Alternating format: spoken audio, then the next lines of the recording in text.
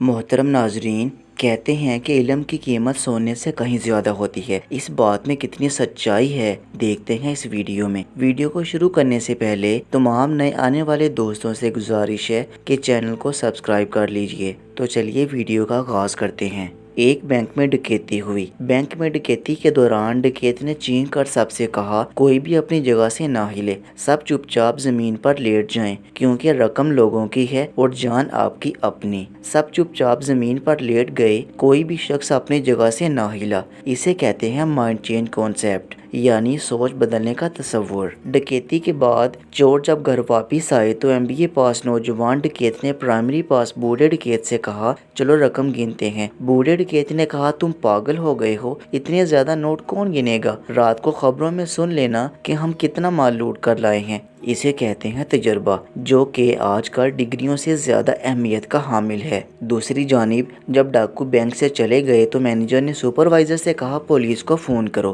Supervisor نے جواب دیا، رک جائیں سر، پہلے بینک سے ہم دونوں اپنے لیے 10 لاکھ روپے نکال لیتے ہیں، اور ہاں وہ 40 لاکھ روپے کا گھپلہ جو ہم نے حالیہ دنوں میں کیا ہے وہ بھی ڈاکوؤں پر ڈال دیتے ہیں کہ وہ لوٹ کر فرار ہو گئے۔ اسے کہتے ہیں وقت کے ساتھ ایڈجسٹ کرنا اور مشکل حالات کو اپنے فائدے کے مطابق استعمال کرنا۔ مینیجر ہنس کر بولا، ہر مہینے ایک ڈکیتی ہونی چاہیے۔ اسے کہتے ہیں بوریت ختم کرنا، کیونکہ ذاتی مفاد اور خوشی جاب سے زیادہ اہمیت رکھتی ہے۔ اگلے دن اخبارات اور ٹی وی پر خبریں تھیں کہ ڈاکو بینک سے 1 کروڑ روپے لوٹ کر فرار ہو گئے۔ ڈاکو نے بار بار رقم گنی لیکن وہ 50 لاکھ روپے سے زیادہ نہ تھی۔ بوڑھا ڈاکو غصے میں آ گیا اور چینک کر بولا، ہم نے اسلحہ اٹھایا، اپنی جانیں رسک پر لگائیں اور صرف 50 لاکھ روپے لوٹ سکے، جبکہ بینک مینیجر نے بیٹھے بیٹھے چند انگلیاں ہلا کر 50 لاکھ روپے لوٹ لیے۔ تو محترم ناظرین، اس سے پتہ چلتا ہے کہ تعلیم کتنی ضروری ہے۔ ہمیں چور نہیں، پڑھے لکھے ہونا چاہیے تھا۔ اس لیے کہتے ہیں علم کی قیمت سونے کے برابر ہوتی ہے۔